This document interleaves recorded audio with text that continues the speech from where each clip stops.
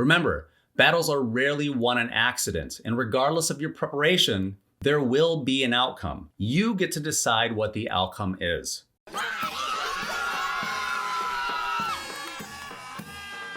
All right, welcome back to Getting Sober, again. My name is Jay, and today we're going to talk about preparing for your journey back into sobriety. But first, make sure that you are subscribed to this channel by hitting the subscribe button down below. And don't forget to leave a comment for either me or anybody else in our comment section down below. And as always, make sure that you leave a big thumbs up for this video, and let's get started. What if we compared our journey into sobriety to a cross-country journey in the form of a road trip? If you were going to go on a road trip right now, in this moment, would you simply stand up where you are, grab your car keys, get in the car, and then drive in any random direction? No, of course not. But for some people, they treat their journey into sobriety this way. If you were going to travel across the country, you would immediately start gathering provisions. You'd fill the tires with air, check your blinkers and your headlights, gas up and get an oil change, or maybe even get new wiper blades. You'd plot your route, avoiding construction along the way, knowing where your lodging is going to be and making notes of the landmarks that you hope to see along the way. And of course, you'd have a good idea of how much time and money it's all going to cost. You'd plan ahead, you'd save up, and you'd budget. You'd request time off of work, set your email to respond that you're out of the office until a certain date. You'd find a dog sitter, or if you're a cat person like me, you leave your cats a big bowl of food mountain. You dot your I's and cross your T's. You'd prepare for a wonderful journey to make sure would result in a safe and happy experience that you would remember for a lifetime. I'm guessing that you wouldn't set yourself up for failure and forget your wallet so you'd be stuck out in the middle of nowhere or out of gas without a way home. There will be unforeseen obstacles in the way. You may feel anxious or depressed along your journey. And of course, your options are either to keep going or to quit and turn back around. But before you pack your bags and decide to throw in the towel, you need to be patient. Take the time that you need to observe what's happening around you and make the best decision. Make the best decision that you possibly can in the moment to continue moving forward. For those of you that are already days, weeks, or months into your journey, you might fall short and have a day of relapse. But don't be discouraged. Simply throw an asterisk on that day and continue back in your journey and continue counting your days of progress. And now, not everybody's going to agree with this particular method. And it's not to suggest that you can conveniently relapse whenever you want. But I found it to be of great help and service to me during my first attempts at sobriety. It was much more helpful to me if I were to say, relapse on day 32, to pick myself back up the next morning and put an asterisk on my 32 days by continuing counting at day 33. Have a first plan, a second plan, a third plan, but plan for obstacles. There will be life's moments that you just can't foresee and you just can't plan for. So be flexible and be patient. Plan for what you're going to do on moody days, trying days, stressed out days. Be ready to start my 100 no challenge and stick to it. Allow yourself the time and the space and the freedom to rest when your body is screaming for it. Recharge your batteries as needed and reapproach your journey with a fresh set of eyes. I can't stress this enough. Every new journey is exhausting.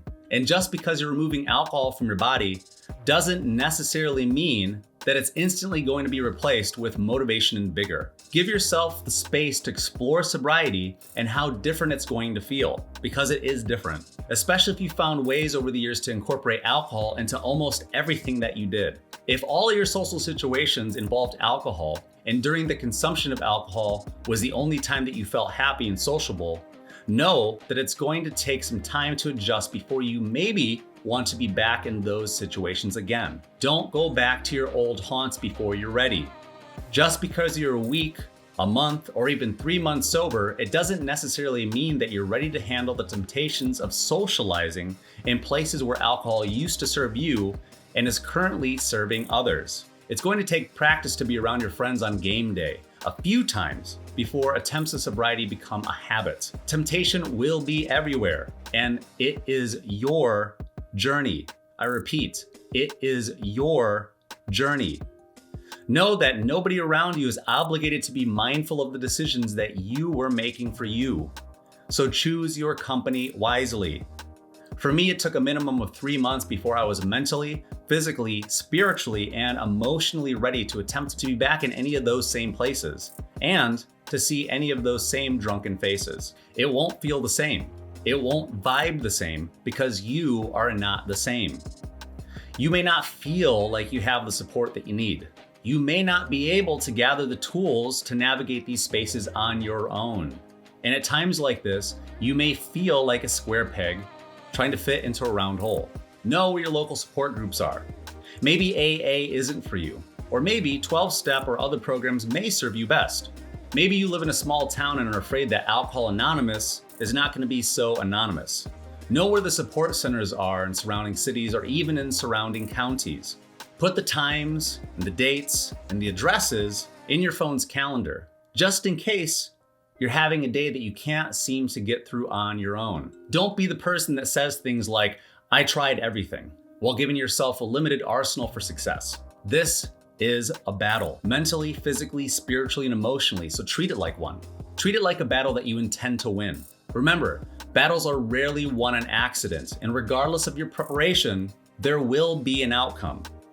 You get to decide what the outcome is. So, is therapy something that you never tried? Did you know that only 20% of adults take advantage of these services? To take advantage of somebody that can professionally help you understand how you're feeling and to give you the tools to navigate your internal environment. Remember, things that are worthwhile aren't cheap, especially something that can help you preserve your future. After all, how much is your future worth? In my opinion, it's priceless. Figure out how to enroll in therapy if it sounds like an option that you'd be willing to explore. But again, plan ahead. The process isn't fast. Find out how long the process takes for you. From the first phone call to the intake interview, sorting out insurances and payments, and finally having your first session, it does take time. And you will need to be patient, pun intended. Ask yourself what the number and location of a nearby treatment center is.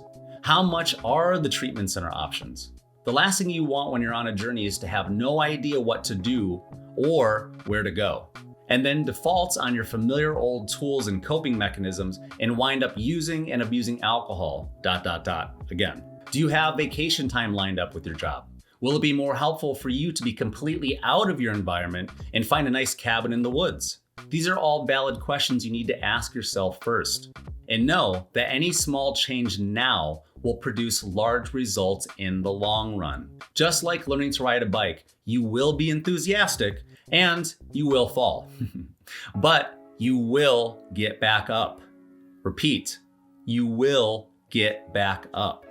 Remember, you only fail when you quit.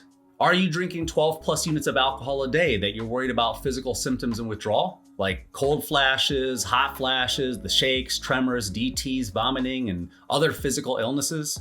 These are all valid concerns. For some people, they can get away with going cold turkey like myself, but for some people, that's just not going to be an option. It's going to be a very dangerous predicament to try to go cold turkey with consequences as great as potentially losing your life. So again, plan accordingly. And after all your efforts, after all the planning and the journey and the failings, on the other end of the self-inflicted pain and trauma that you've been putting yourself through all of these years, after the detox is over, waiting for you is you. It's future you waiting to have a future that past you has been sabotaging. You, right now, are currently going to be you in the past. What version of history do you want to write today? If you're enjoying this content, don't forget to subscribe by hitting the subscribe button down below, and make sure to turn on all notifications so that you'll know when new episodes like this one come out, and when we do our live streams where we cover a wide variety of topics and interesting information about alcohol and recovery.